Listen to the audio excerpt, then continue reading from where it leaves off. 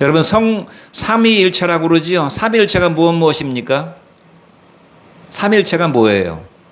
성부, 성자, 성령 하나님이죠. 악도 삼위일체가 있습니다. 악의 삼위일체. 악의 삼위일체의 원조는 무엇인가 하면 무저갱에 갇혔다가 나와서 마지막 때에 발악하는 붉은 용입니다. 붉은 용이 무저갱에서 나왔다고 그랬어요. 일시적으로 하나님이 풀어놓으셨다고 그랬습니다. 이 붉은 용인 마귀는 타락한 천사장이었고 악의 원조입니다. 선하게 창조되었지만 하나님을 대적함으로 악의 원조가 되었어요. 또 이 붉은 용은 눈으로 보이지 않습니다. 눈에 보이지 않는 영적 존재예요. 하나님을 우리가 눈으로 볼 수 없듯이 이 붉은 용은 눈에 보이지 않는 영적 존재입니다. 말하자면은 이 붉은 용이 성삼위 하나님에게 비유하자면 하나님 아버지라고 볼 수 있어요.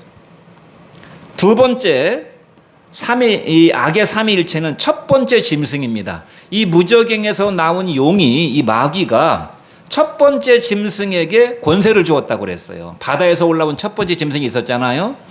이 바다에서 올라온 첫 번째 짐승은 적그리스도입니다. 그러니까 적그리스도니까 이 세상에 실제적으로 사람들에게 강력한 영향력을 미치는 존재, 그들을 죽음으로 멸망으로 지옥으로 몰아가는 실제적인 존재란 말입니다. 우리의 영과 육에 실제적인 영향력을 미치는 존재. 그래서 그리스도가 우리 가운데 육체로 오셔서 우리와 함께 하시고 우리를 사랑하시고 우리가 그 사랑을 느끼고 주님을 알고 눈으로 보는 것처럼 보고 듣는 것처럼 듣고 주님을 따를 수 있게 하듯이 이 적그리스도는 현실적으로 드러나게 되는 악의 실체입니다. 그래서 적그리스도예요. 그 다음에 세 번째가 뭔가 하면 두 번째 짐승이 땅에서 올라온 짐승. 이 짐승이 바로 이제 결론적으로 말하자면 666입니다. 그러니까 악의 원조인 붉은 용이 있고 그 악이 이 세상에서 실제적으로 역사하는 사람들에게 영육 간에 실제적으로 강력한 영향력을 미치는 적그리스도고, 세 번째는 그 적그리스도에게 또 순종해서 용과 적그리스도에게 사람들이 경배하도록, 우리가 그리스도를 경배하듯이 사람들이 적그리스도와 그 적그리스도의 배후에 있는 붉은 용인 마귀를 경배하도록 유도하고 충동하고 자극하는 그 무엇입니다. 이 666의 실체가 실제적으로 어떤 건지는 알 수 없지만 분명히 그런 세력이 있다는 것이 666. 적그리스도는 지난주에 우리가 말씀을 대충 들었지만 적그리스도가 무슨 일을 했는가 하면 이 두 번째 짐승에게, 첫 번째 짐승이 두 번째 짐승에게 권세를 주었다고 그랬어요. 권세를 주어가지고 사람들과 세상을 통제한다고 그랬습니다. 사람과 세상을 전 세계적으로 통제하는 것입니다. 무슨 한국 사람만 통제하고 일본 사람만 통제 이렇게 하는 게 아니라 전 세계적인 영향력을 미치는 어떤 실제적인 인격이거나 어떤 시스템이거나 어떤 문명이거나 그런 것들이 마지막 때에 나타나서 사람과 세상을 통제하고 신성을 모독하며 하나님이 있기는 어디가 있느냐, 예수가 무슨 하나님의 아들이냐, 이런 식으로 노골적으로 신성을 모독하고 기독교를 조롱하고 핍박해서 결과적으로 첫 번째 짐승인 적그리스도를 경배하게 만드는 일을 이 두 번째 짐승이 한다는 것입니다. 실제적으로 기독교가 얼마나 조롱을 당하고 있습니까?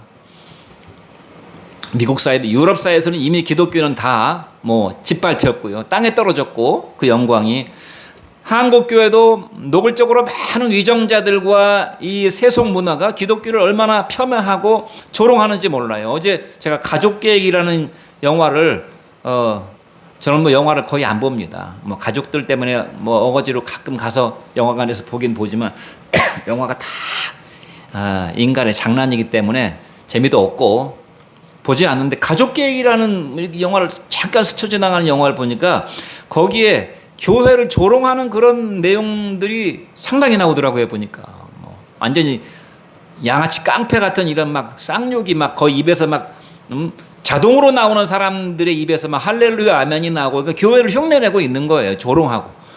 그래서 제가 생각할 때 한국 교회가 어떤 그 기도하고 단합이 돼가지고 저런 영화사를 기독교에 대한 명예훼손으로 고발하고 고소해가지고 기독교의 파워도 보여줘야 되는데 얼마나 기독교가 힘이 없으면 저렇게 기독교가 조롱을 당할까.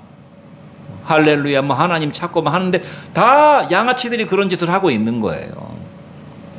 그래서 결국은 어떻게 하게 합니까? 첫 번째 짐승인 적그리스도에게 경배하게 만든다고 성경이 말씀하고 있어요. 그러니까 결국 마귀의 정체와 속셈이 드러나게 된 것입니다. 결국 마귀, 용이요 옛 뱀이었던 그 마귀의 목적은 자신이 경배를 받는 것입니다. 자신이 그리스도가 경배받지 못하고 하나님 아버지가 경배받지 못하게 만들어서 자신이 하나님께 돌아갈 그 영광을 자기가 다 받아먹는 것이에요. 이것이 마귀의 최종적인 전략이고 목적입니다. 그 목적을 위해서 여러 가지 수단을 사용합니다. 그러므로 요한일서 2장 15절로 16절 말씀은 뭐라고 그랬습니까? 같이 한번 읽어보겠습니다.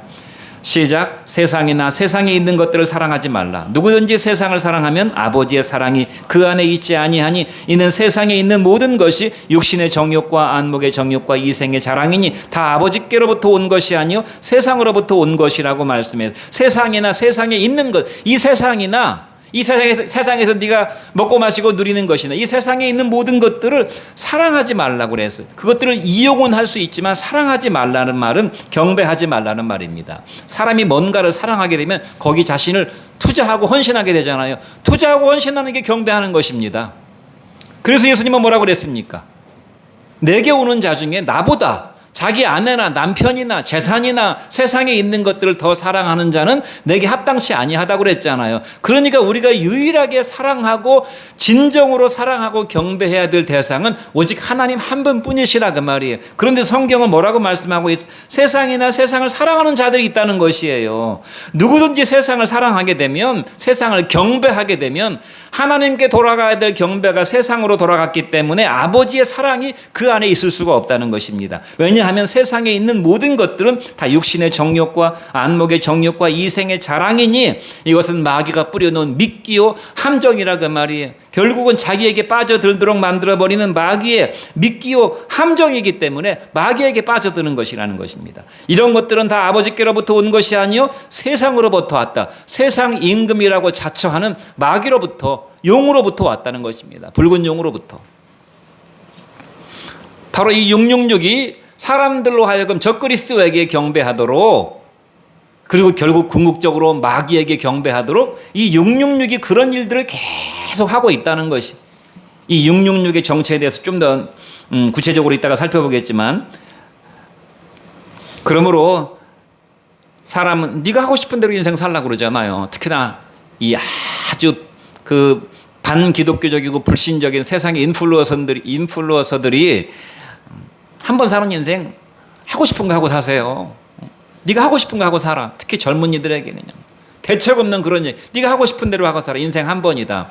너를 위한 인생을 살아라라고 그런 감언이설로 사람들을 속이지요. 바꿔 말하면 네 육신의 정욕과 안목의 정욕과 이 세상의 자랑을 위해 살아라.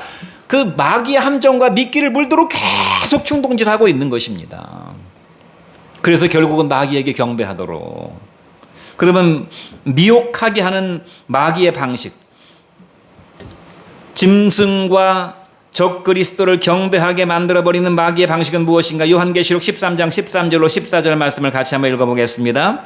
시작. 큰 이적을 행하되 심지어 사람들 앞에서 불이 하늘로부터 땅에 내려오게 하고 짐승 앞에서 받은 바 이적을 행함으로 땅에 거하는 자들을 미혹하며 땅에 거하는 자들에게 이르기를 칼에 상하였다가 살아난 짐승을 위해서 우상을 만들라 하더라. 이 마귀가 사람들로 하여금 짐승에게, 적그리스도에게 경배하고 결국 마귀에게 경배하게 만드는 방법은 첫 번째가 이적입니다. 이적. 그레이트 사인이라고 그래가지고 놀라운 어떤 메시지를 이 모든 기적적인 사건들에는 사인이 있어요. 하나님이 주시는 사인이 있고 마귀도 주는 마귀의 사인이 있습니다. 이 엄청난 이적을 두 번째 짐승이 행한다 그 말입니다. 적그리스도에게 권능을 받아가지고 큰 이적을 행한다고 그랬어요. 그래서 심지어는 어떤 이적까지 행하느냐? 사람들 앞에서 불이 하늘로부터 내려오는 기적. 여러분, 불이 하늘에서 내려오는 기적은 신적인 기적입니다. 하나님이 불로 임하셨고 엘리야가 기도할 때 하늘에서 불이 내려오는 기적이 일어났죠. 이것은 사람들의 눈에 볼 때 이것은 하나님이다, 이것은 하나님의 역사다라고 착각하게 만들 정도의 엄청난 신적 기적을 사람들 눈에 보게끔 일으킨다는 것입니다. 어떤 것일지는 모르겠지만 이런 기적, 그러니까 신적인, 사람들로 하여금 그런 일을 행하는 자가, 또 그런 일을 행하는 자가 가리키는 어떤 그 대상이 그리스도고 하나님인 것처럼 믿게 한다는 것이에요. 그래서 미혹해가지고 적그리스도를 경배하게 만들어버리는, 여러분, 이단 사이비 교주들이 이단 사이비 교주로 행세할 수 있는 것은요, 다 이단 사이비 교주들이 행하는 어떤 기적이 있어요. 그들은 병도 고치고요, 예언도 하고요, 뭐 신비한 어떤 이런 그 입신도 하게 하고 여러 가지 기적적인 사건들을 많이 일으킵니다. 귀신이 점칠 때 신비한 일이 일어나야 사람들이 와서 복채를 내고 점을 치지요. 아무것도 안 일어나면 귀신도 다, 무당 점쟁이도 다 망하는 것입니다. 무당 점쟁이도 예언도 하고 마치고 자기들끼리 귀신도 쫓고 사람들 눈을 혹하게 만들어버리는, 현혹시키는 그러한 일들이 일어난다, 그 말이에요.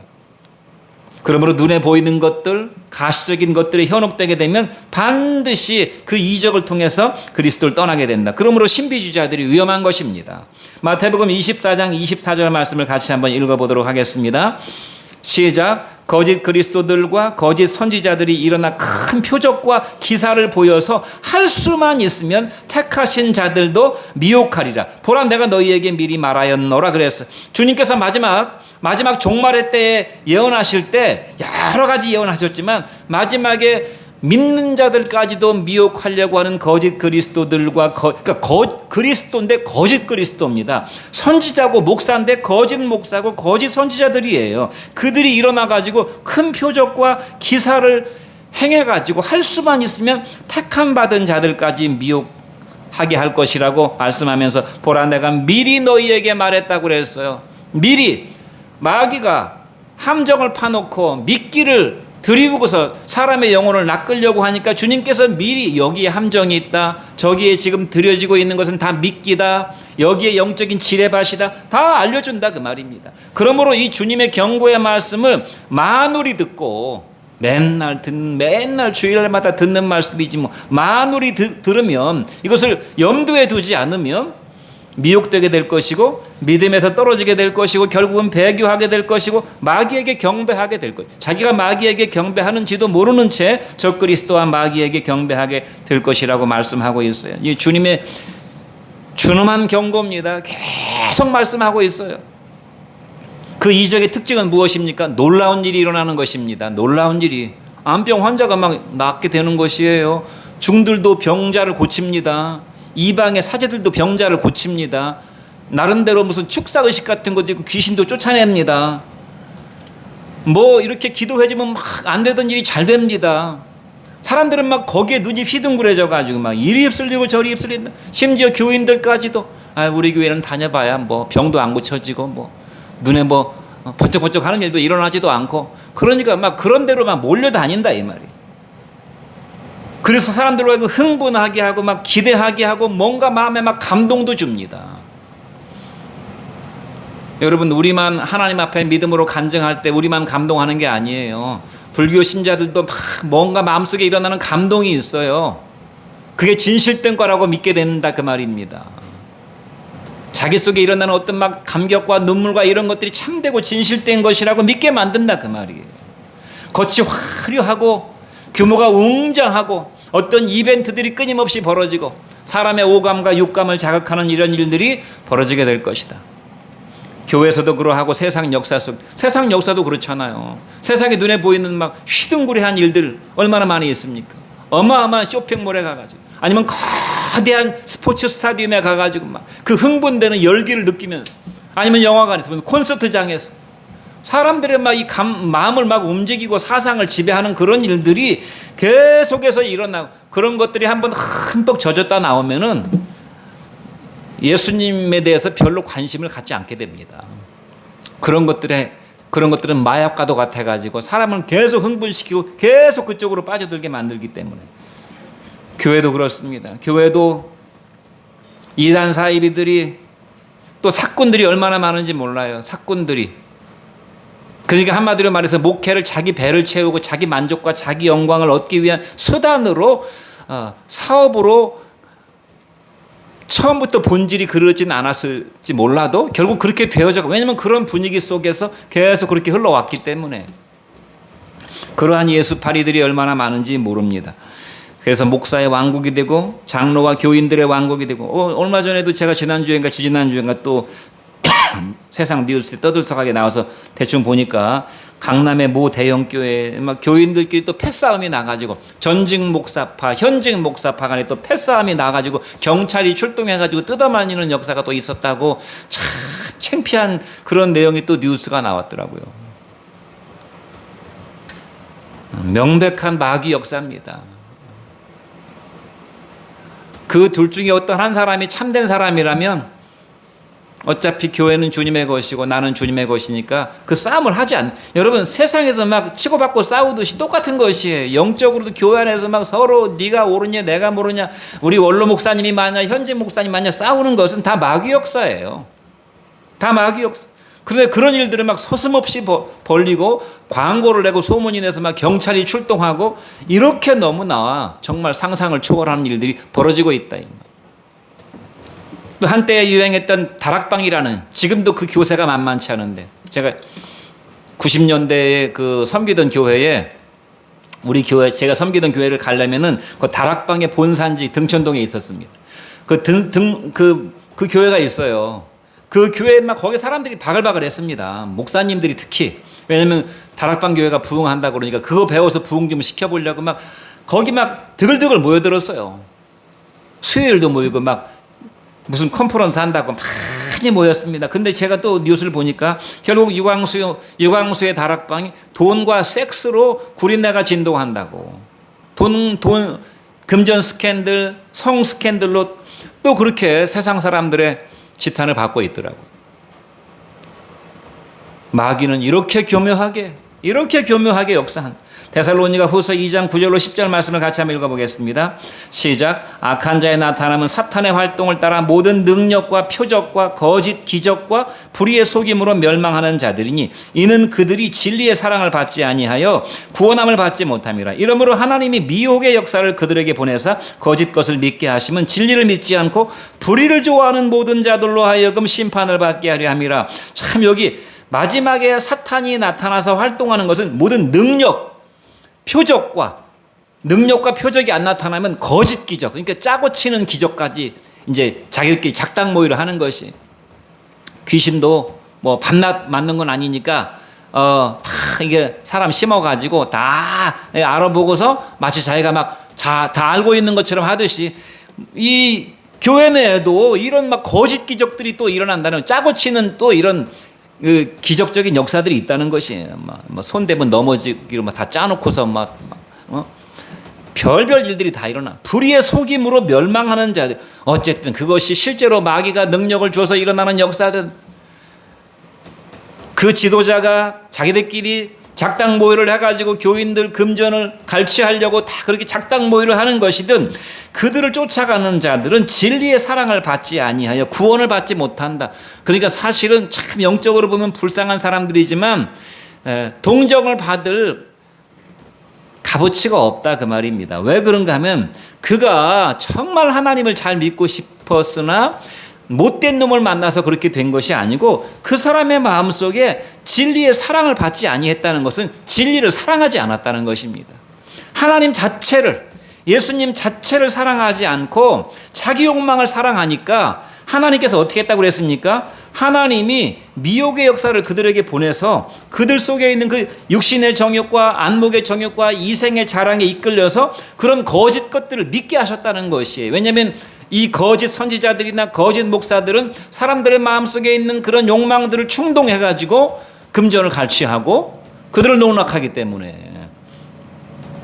그러므로 진리를 믿지 않고 불의를 좋아하는 모든 자들로 하여금 심판을 받게 하려 하심이라고 말씀했어요. 그러므로 우리가 중요한 것이 무엇입니까? 예수님만을 믿어야 되는 것입니다.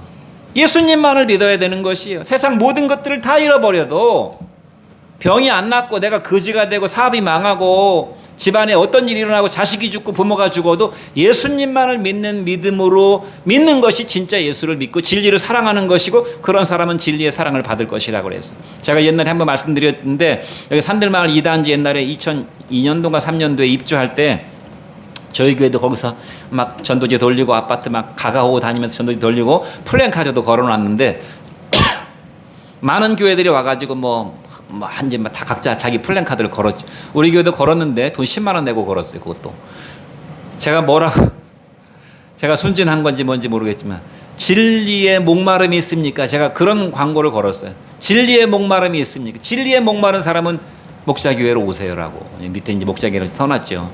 그러니까 그때 같이 하시던 목사님이, 집사님이 이거 너무 좀 생경한 거예요. 우리 교회 오면 복을 받고 기도가 응답되고 잘 되고 이렇게 해서 사람을 모아야 되는데, 진리의 목마름이 있습니까? 진리의 목마름이 있습니까? 라는 말 뜻도 몰라요. 많은 사람들이 진리의 목마른 게 어떻게 목마른 거지 알지도 못한다 그 말입니다. 왜냐하면 진리를 사랑하지 않기 때문에. 심지어 교인들도 진리의 목마름이 있습니까 하면 잘 안 와요. 우리 교회 오니까 많은 사람들이 간증하기를, 우리 교회 오니까 병이 나왔어요, 우리 교회 오니까 막 자식이 정신 차리고 돌아왔어요, 막 이런 걸 해야 그들은 모여든다 그 말입니다. 능력과 표적과 기사와 이적, 이런 막 눈에 보이는 가시적인 것들이 사람을 마귀에게로, 적그리스도에게로 이끌 수 있는 마귀의 첫 번째 계략이라는 것입니다. 그러므로 우리는 오직 하나님의 말씀이신 예수님은 내가 길이요 진리요 생명이라고 그랬잖아요. 그 예수님에게 집중하고 하나님의 말씀을 주야로 묵상하면서 오직 예수만 바라보는 믿음으로 나아가야 마귀에게 미혹당하지 않는 것이. 내가 오직 예수만을 바라보는데 돈으로 미혹이 됩니까? 어떤 고난으로 미혹이 됩니까? 전혀 미혹이 되지 않죠. 마귀의 술수가 전혀 통하지 않게 되는 것입니다. 정신이 엄한 데 가 있기 때문에 마귀에게 미혹을 받는 것이. 두 번째가 핍박입니다. 요한계시록 13장 15절 말씀을 같이 한번 읽어보죠. 시작. 그가 권세를 받아 그 짐승의 우상에게 생기를 주어 그 짐승의 우상으로 말하게 하고 또 짐승의 우상에게 경배하지 않는 자는 몇이든지 다 죽이게 하더라 그래서, 어느 시점에 이 세상을 권력을 틀어준 실권자가 권력자나 어떤 정치 시스템이나 어떤 반기독교적인 어떤 법치 체계가 만들어져 가지고 기독교를 이제 노골적으로 대대적으로 대적하고 박해해서 순교자가 나오게 만든다. 실제로 지금 국제적으로는 그런 일들이 일어나고 있죠. 어떤 국가에서는 기독교를 박해해 가지고 예수 믿는 사람들 가두기도 하고 죽이기도 하는데, 이러한 일들이 전 세계적으로 일어나게 되는 어떤 시점이 올 것이다. 그러면 승리의 길은 무엇입니까? 이런 전 세계 시스템이 다 반기독교적인 상황으로 바뀌었어요. 이러한 일들이 우리 생애에 올는지 아니면 우리 다음 생애에 올는지, 정말 먼저 주님께서 구원하실 자들은 다 구원하신 후에 그 7년 환난 속에 이런 남아있는 자들에게 이런 일이 올는지는 알 수 없지만, 승리의 길은 무엇입니까? 주님이 언제 오시는가 하는 것은 그 자체는 중요하지 않아요. 그래서 주께서 뭐라고 그러셨습니까? 야, 내가 언제 오는 게 뭐가 궁금하냐. 사람들은 주님 언제 옵니까? 라고 언제 오시는지 그 시점을 물어봤잖아요. 내가 언제 오는 게 뭐가 중요한데, 오직 성령이 너희에게 임하시면 너희는 권능을 받고 예루살렘과 온 유대와 사마리아와 땅끝까지 이르러 내 증인의 노릇을 해야 한다고 사도행전 1장 8절에서 말씀했잖아요. 그러니까 언제 오실는지는 모르지만 언제 오시는 시점을 우리가 신경 쓸 필요가 없다 그 말입니다. 중요한 것은 뭐냐면 승리의 길이 무엇인가. 언제 오시든 간에 오직 예수예요. 오직 예수. 사나 죽으나 예수고 앉으나 서나 예수고 자나깨나 예수입니다. 폴리갑 서머나 교회 교부였던 사도 요한의 제자였던 폴리갑이가 장작더미 위에서 마지막 순교할 때 살 수 있는 기회가 있었다고 그랬잖아요. 한 번만 폴리갑 목사님, 한 번만 폴리갑 목사님을 존경했던 그 사형 집행관이 한 번만 내 앞에서 예수를 부인하면 제가 손을 써가지고 살려드릴게요. 그러니까 폴리갑 목사님이 뭐라고 그랬어요? 내가 예수를 믿은 지가 수십 년 세월이 흐르는 동안 한 번도 예수님이 나는 네가 누군지 모른다고 부인하신 적이 없는데 내가 어떻게 예수를 부인할 수 있겠는가? 사나 죽으나 앉으나 서나 자나깨나 예수로 나가야 될 줄로 믿습니다. 핍박이 온다 그 말이에요. 핍박이. 기적과 신비한 이적과 막 눈에 보이는 번쩍번쩍 하는 것으로 사람을 미혹하다가 어느 시점에서는 강력한 핍박이 이루어지게 되고 마지막에 마귀가 쓰는 수법이 돈입니다. 요한계시록 13장 16절로 17절 말씀을 같이 한번 읽어보죠.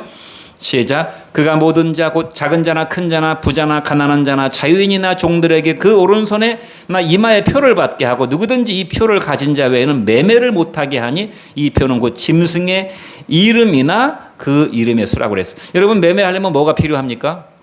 돈이 필요하잖아요. 근데 이 표를 짐승의 표를 받은 자는 그 이마나 오른손의 표를 받은 자는 매매를 못한다고 그랬어요. 그러니까 돈입니다. 결국 돈. 결국은 돈이에요. 뭐니 해도 머니가 최고라고 노골적으로 사람들은 말하잖아요. 결국은 돈. 최종적으로 핍박하는 수단은 먹고 사는 것으로 핍박하는 돈. 짐승의 표, 이마나 오른손에 짐승의 사인을 받는 것입니다. 이 돈은 우리가 뭐 이렇게 원이나 엔화나 뭐 이런 뭐 중국의 위안화나 이런 돈이 아닐 것이에요. 왜냐하면 이런 것들은 전 세계를 통제할 수가 없거든요. 지금은 물론 미국의 달러가 전 세계를 통제하긴 하지만 달러가 될 수도 있겠지만 그런 그 화폐가 아니에요. 이마나 오른손에 표를 받는다고 그랬으니까 만백성을 동시에 통제할 수 있는 그런 수단이다. 모든 매매 행위를 다 금지합니다. 실제로 이런 일들이 일어나고 있는 게 여러분 러시아나 북한이나 이란이나 뭐 이런 나라들이 미국의 금융 제재를 받고 있잖아요. 유엔에. 통장에 돈이 있는데 돈을 못 쓰는 거예요. 물건 사고 팔고 하는데 많은 제약을 받는 것입니다. 이런 일들은 실제로 일어나고 있어요. 결국은 돈인데 저 그리스도와 둘째 짐승의 역사는 돈으로 모든 사람을 통제하는 세상이 오고 그것이 짐승의 표인데 이 짐승의 표를 받지 않은 사람은 매매 행위에서 배제된다. 그래서 제가 이 말씀을 들을 때 나는 이런 세상이 만약에 온다면 산속에 들어가서 그냥 농사 져가지고 가족들이랑 뭐 자연인처럼 원시인처럼 살다가 죽어야 되겠다 그런 생각이 들었어요. 그러나 수많은 사람들은 내가 어떻게 벌어놓은 재산인데 내가 어떻게 모아가지고 통장에 내가 지금 수억 원을 모아놨는데 99.9%의 사람들은 배교하게 될 것입니다. 짐승의 표를 받을 것이라 그 말이. 여러분 전 세계를 통제하는 통제자 어떤 시스템이 무엇일까 우리가 알 수는 없어요. 구체적으로. 그런데 성경의 미래를 예측하는 사람들이 전 세계가 통일되는 3대 통일이 올 것이다. 그것이 뭔가 하면 경제 통일, 하나는 종교 통일, 하나는 정치 체제 통일이 올 것이다 라고 얘기합니다. 경제 통일은 무엇인가 하면 화폐가 소멸되는 것입니다. 그래서 우리가 화폐가 지금 소멸돼 가고 있잖아요. 돈 안 갖고 다니잖아요. 그래서 우리가 지금 사랑의 빵 저금통도 지금 이제 지급 안 하잖아요. 사랑의 빵 저금 동전 모으고 지폐 모아서 했는데 동전이 없어요. 화폐가 지폐가 없어요.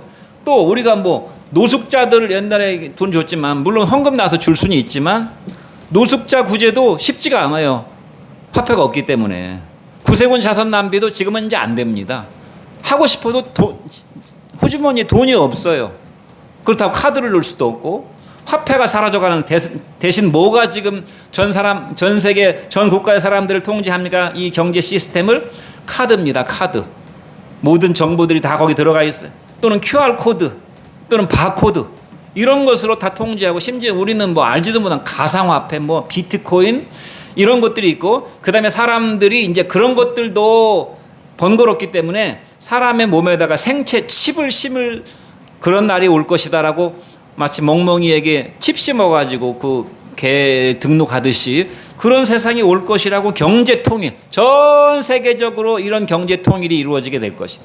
또 종교 통합이 이루어지게 될 것이다. 지금 기독교 내에도 WCC나 NCC 같은 이런 기독교 단체들이 타종교도 인정해야 된다고 그러면서 타종교의 구원도 그들 나름의 구원이 있다고 인정하는 이런 추세들이 막 일어나고 있어요. 실제로 통합측 교단이나 감리교 그 다음에 기독교 장로회, 한신대학교 기독교 장로회나 심지어는 보수의 본산이라고 하는 사당동의 합동총신도 동성애를 옹호하는 그런 의심스러운 그런 그 신학자들, 교수들이 그 총신대학교에 있다 그 말입니다. 기독교 대학이라고 하는 한동대학교에도 이런 교수들이 들어가서 버젓이 활동하고 있어요. 그리고 로마 카톨릭은 옛날부터 종교 통합을 주장했고 다른 종교에도 구원이 있다라고 아주 이렇게 굉장히 관대한 자세를 취했습니다. 이런 종교 통합이 종교 가지고 다 어차피 구원받자고 하는 것인데 그렇게 네 종교가 옳고 내 종교가 뭐 옳고 이렇게 따지고 싸우냐. 그냥 하나로 통합하자. 아니면 서로 다 인정해줘서 그냥 하나의 시스템으로 가자. 그런 세상이 올 것이라고 예측하고 있고, 정치 통합은 무엇입니까? 사회주의나 자본주의나 인본주의에 통합된 어떤 형태 정치 시스템이 올 것이다라고 그렇게 예측하고 있어요. 그러니까 전 세계가 하나의 시스템으로 점점 움직여 간다 그 말입니다. 그러면 이제 마지막으로 둘째 짐승의 정체인 666에 대해서 마지막으로 잠깐 살펴보겠습니다. 요한계시록 13장 18절 말씀을 읽어보죠. 시작. 지혜가 여기 있으니 총명한 자는 그 짐승의 수를 세어봐라. 그것은 사람의 수니 그 수는 666이니라. 짐승의 이름이 666이라고 되어 있습니다. 짐승의 이름, 그것은 숫자인데 또 동시에 이걸 사람의 수라고 그랬어요. 이 유대인들이나 특히 유대인들이죠. 또 그 영향을 받은 그 유럽의 사람들은 이 아라비아 숫자가 발명된 거는 그 서기 10세기인가 정도에 이제 우리가 쓰는 1, 2, 3, 4가 그런 숫자가 발명됐고, 그 이전에는 숫자가 없어가지고 알파벳에다가 번호를 매겨가지고 뭐 기역이면 1, 니은이면 2 이런 식으로 해가지고 문자를 숫자화했다고 그럽니다. 그래서 666이 뭘까 사람들이 이것을 막 풀려고 그랬어요. 그래서 풀어보니까 네로 황제에게도 맞아떨어지기도 하고 히틀러에게도 맞아떨어지기도 하고 심지어 어떤 교황에게도 맞아떨어지기도 하고 이런 일들이 있었는데, 사람의 수라고 그랬어요. 사람의 수. 사람의 수란 말은 불완전한 수라 그 말입니다. 7은 하나님의 수인데 7에 못 미치는 7과 비슷하게 가지만 영원히 7이 될 수 없는 6이라 그 말이에요. 그 6이 세 개가 뭉쳐 있으니까 완전히 인간적인, 완전히 인본주의적인 수를 가리키는 것입니다. 그 설득력 있는 정설 중에 하나가 이 666이 무엇일까? 오늘날 현대 상황에 비춰볼 때 이것은 컴퓨터일 것이다라고, 특히 인터넷 세상일 것이라고 얘기합니다. 여러분, 돈 거래요? 다 인터넷으로 됩니다. 다 인터넷으로 돼요. 인터넷이 안 되면 전산망 망가지면 은행 다 엉망진창 됩니다. 인터넷 거래, 돈 거래 다 인터넷으로 하죠. 컴퓨터로 하죠. 주식 거래도 다 인터넷으로 하죠. 저는 주식 그 장에 한 번도 가본 적은 없지만 요즘은 주식 장이 있습니까? 주식도 다 인터넷으로 해요. 대출도 전부 인터넷으로 합니다. 매매하는 거, 뭐 쿠팡에서 물건 사고 뭐 어쩌고 다 인터넷 쇼핑몰에서 하잖아요. 심지어 보안도 뭐 무슨 막 담장을 세우고 철조망을 세워서 보안하는 게 아니라 다 인터넷으로 보안합니다. 전쟁도 인터넷으로, 드론으로 전쟁하고 모든 무기들이 다 컴퓨터화 됐어요. 게임도 뭐 술래잡기, 뭐 자치기, 뭐 다방구 이런 거 안 해요. 이제 다 인터넷 게임 합니다. 인터넷. 심지어 대학 원서 접수도 다 인터넷으로 접수하고, 합격자 발표도 전부 인터넷으로 하고, 코인도 그렇고 전부 다 인터넷입니다. 심지어 AI가 나오고 있습니다. 인공지능을 가진 사람과 같이 말하고 행동하는 그런 컴퓨터가 나온다 이 말입니다. 제가 어떤 전문가의 말을 들어보니까 지금 AI가 인간의 지능과 비슷한 100 정도의 IQ가 있고 아주 탁월한 인공지능은 160이라고 그러는데, 이것이 몇 년 단위로 막 계속 업그레이드가 되는데 AI의 인공지능이 IQ가 수만이 될 것이라고 얘기합니다. 상상할 수 없는 그런 뛰어난 인공지능 로봇가 나온다는 것이. 그래서 오히려 사람을 지배하게 되는, 뭐 챗 GPT라고 해가지고 이미 사람 역할을 대신해주는, 챗이라는 말이 이게 담화를 나눈다는 뜻이잖아요. 그러니까 사람이 사람과 얘기하는 게 아니라 로봇하고 얘기하는 것이, 근데 사람하고 얘기하는 것 같은 그런 느낌이 들도록 그렇게 만들어졌다 이 말이에요. 그러니까 여러분, 부모, 선생, 선배, 친구, 심지어 목사도 이제 영향력을 상실해 가고 있어요.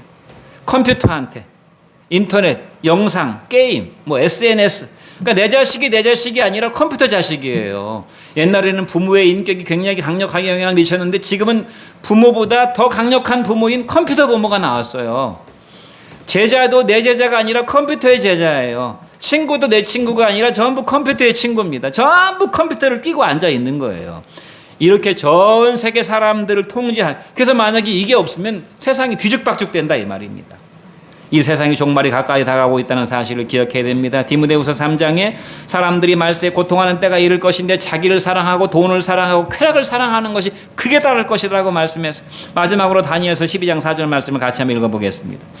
시작. 다니엘아, 마지막 때까지 이 말을 간수하고 이 글을 봉함하라. 많은 사람이 빨리 왕래하며 지식이 더하리라. 참 희한한 일이, 이게 다니엘이가 포로로 잡혀가가지고 바벨론 포로로 잡혀가가지고 하나님의 말씀을 받아서 예언한 마지막 때에 관한 예언인데 마지막 때에 이루어질 일들 중에 많은 사람들이 빨리 왕래한다고 그랬어요. 빨리. 그러니까 지금으로부터 2500년 전에 그 청동기 시대 같은 그 시대 때 사람들이 빨리 왕래한다는 것이에요. 많은 사람이 빨리 왕래한다는 것입니다. 그때 당시에 뭐 말을 타고 다니는 사람들, 고관 대작들이나 왕이나 이런 사람들이나 말을 타고 좀 빠르게 이동했겠지. 일반 그냥 이 노예들, 무지랭이들이 뭔 말을 탔겠습니까? 근데 많은 사람들이 빨리 왕래하게 되고 지식이 더하게 될 것이라고. 폭발적인 지식의 증가와 함께 교통의 급격한 발달, 통신의 급격한 발달이 이루어질 것이라고 이미 성경이 다니엘서 지금으로부터 2500년 전에 예언해 놓고 있어요. 적그리스도는 바로 이 사람들의 폭발적인 지식과 교통 통신의 급격한 발달을 통해서 사람들로 하여금 배교를 종용하게 될 것이다. 왜냐하면 폭발적인 지식과 교통 통신의 엄청난 발달은 사람들에게 무엇을 갖다 줍니까? 사람들의 육신의 정욕과 안목의 정욕, 이생의 자랑을 만족시켜 주는 것들이거든요. 그러니까 사람들이 전부 다 배교하게 될 것이다. 그걸 따라가서 적그리스도와 666을 이용함으로써 자신의 영혼을 팔아넘기고 신앙을 버리고 그것에 경배하게 될 것이라고 성경이 말씀하고 있습니다. 마지막 결론적으로 마태복음 24장 13절로 14절 말씀을 읽겠습니다. 그러면 우리는 어떻게 해야 되는가? 시작. 그러나 끝까지 견디는 자는 구원을 얻으리라. 이 천국 복음이 모든 민족에게 증거되기 위해서 온 세상에 전파되리니 그제야 끝이 오리라. 끝까지 견디는 자는 구원을 받게 될 것이다. 우리에게 어떤 눈에 놀라운 일들이 이루어지든지 그 일이 엄청나게 좋아 보이는 일이든지 아니면 엄청나게 나빠 보이는 일이든지 또는 어떤 고난이 오든지 어떤 핍박이 오든지 아니면 어떤 돈 문제, 먹고 사는 문제가 생기든지 내가 정말 먹고 살기 위해서 예배를 빠져야 되고 교회를 때려쳐야 되고 예수를 때려쳐야 되고 그런 상황이 올지 모르. 왜냐하면 짐승의 표를 받지 못한 자들은 매매하지 못한다고 그랬잖아요. 매매하지 못하면 우리가 뭘 먹고 삽니까? 저 시골이나 산간 오지에 가가지고 내가 직접 씨 심어서 내가 갖고서 내가 그거 먹고 살아야 되지요. 편리하고 윤택한 생활은 포기해야 된다 그 말입니다. 세상에서 부귀영화를 구하고 성공하고 출세하는 것은 포기해야 되는 세상이 오는지도 몰라요. 그러나 그러한 때가 온다 하더라도 컴퓨터 게임 못하는 세상이 온다 하더라도 나는 오직 예수 그리스도를 믿음으로 끝까지 견디는 그러한 믿음의 승리자들 되시기를 주의 이름으로 축원드립니다.